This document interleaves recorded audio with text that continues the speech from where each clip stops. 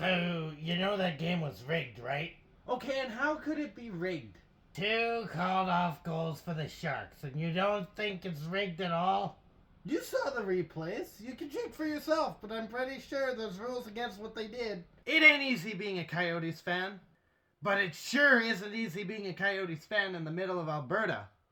To the north of me are the Edmonton Oilers, and to the south of me are the Calgary Flames. And here I am, smack dab in the middle. So join me as I talk about the 23-24 Arizona Coyotes on Season 1 of the Albertan Coyotes Fan. So stay howling and go Yotes!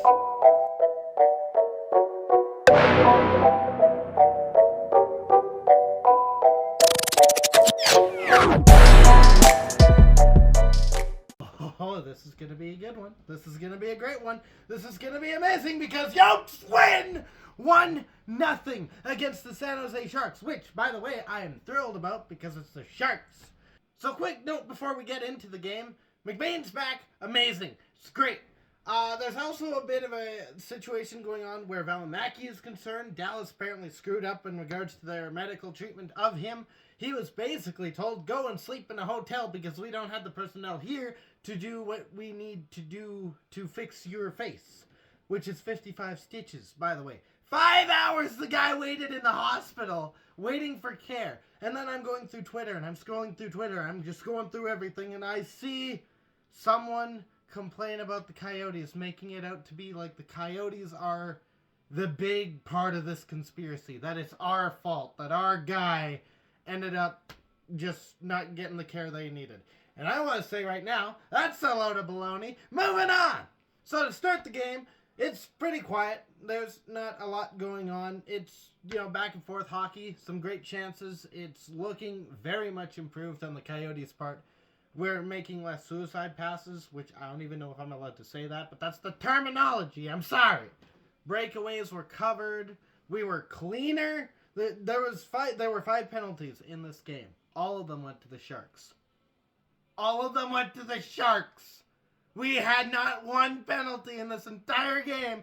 That's incredible. We cleaned it up. I'm kind of happy about that because that was a big note of mine. Biggest reason that this game didn't go to a blowout and I don't have a whole lot to talk about in this video is because of the 2 goaltenders at either end of the ice. Ingram dialed in, stopped the break that happened after one of the Sharks came out of the penalty box on one of their 5 penalties. Yeah. And he's got a breakaway. And no one was back to really pick it up. And, part of it has to do with the ice, but I'm not really going to, it's hockey. You're not going to get perfect ice every time. You got to know how to play on the ice that you have. Either way, Ingram pokes it out of the way. But there's been other points in this game where the goaltending has just been incredible. There was one mention of Bedard. I have to say that. I have to say that now. Anytime Bedard gets mentioned, I'm just writing down how many. We get into the second period. It's a whole lot of the same old style of play where it's just, it goes that way. Well, then it goes that way. Now it's going that way again. Man, we're back this way. For pretty well the entire period. There were chances, obviously.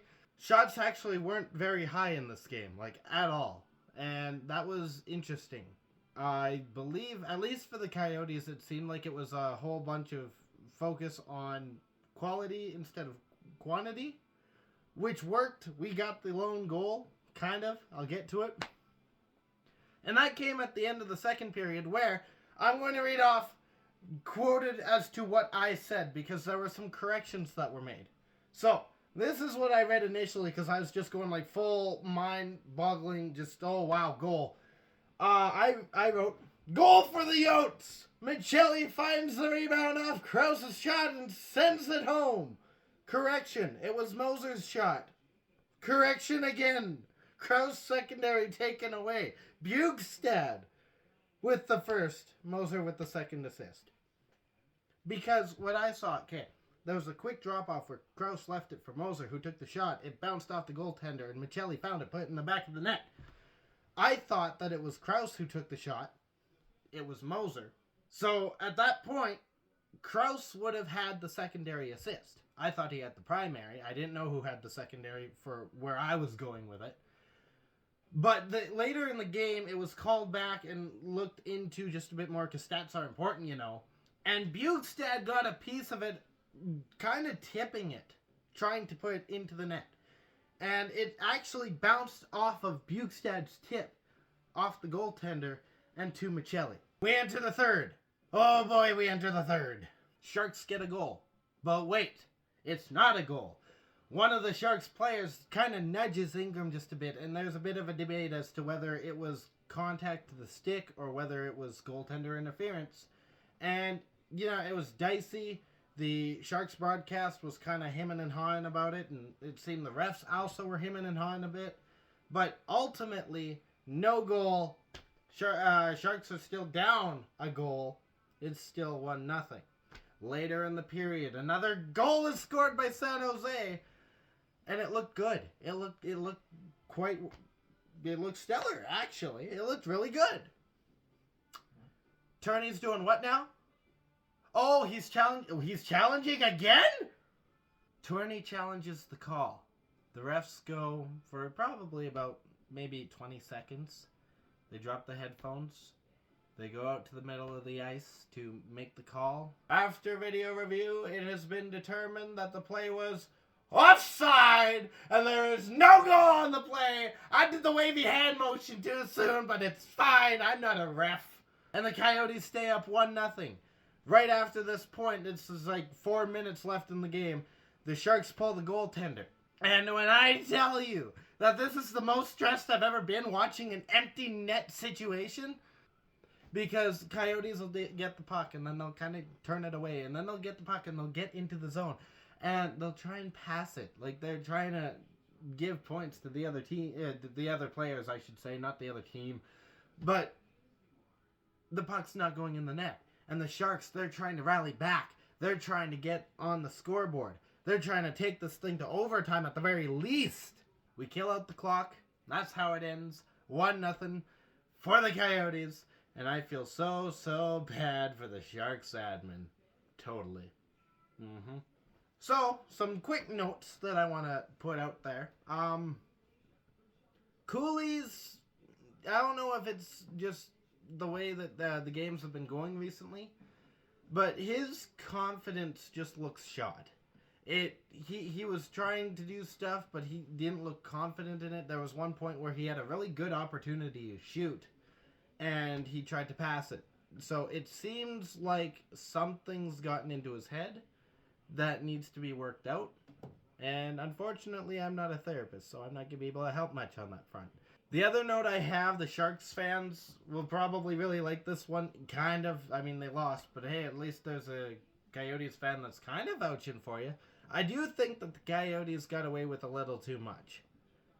There was at least one trip that was missed, and there was also a lot of holding. I will say there was a lot of holding. There was one point where I think one of the Coyotes was trying to do a German suplex or something. But as a Coyotes fan, it's hard to look a gift horse in the mouth. We don't get these opportunities often. It's just unfortunate when it does. It just kind of goes to show that the NHL has absolutely no consistency. Yeah, it went our way tonight. What's to say it won't go Buffalo's way tomorrow? Speaking of which, we play Buffalo tomorrow. And I'll be back here for that. It's going to be a fun one. So in the meantime, celebrate this win. Stay howling. And go Yotes! Thank you so much for watching. If you liked what you saw, you can hit the little thumbs up. I mean, I don't know. I think it's actually this one. I don't know. Just hit both of them. Hit both of them. If you want to see more of this, hey, look, this one's calmer than usual. It's incredible. Hit the red button so that you can see more of me being a bit more calm. Or, if you like the other way, hit the subscribe button so that you can see more of me not being calm. Because that happens more often.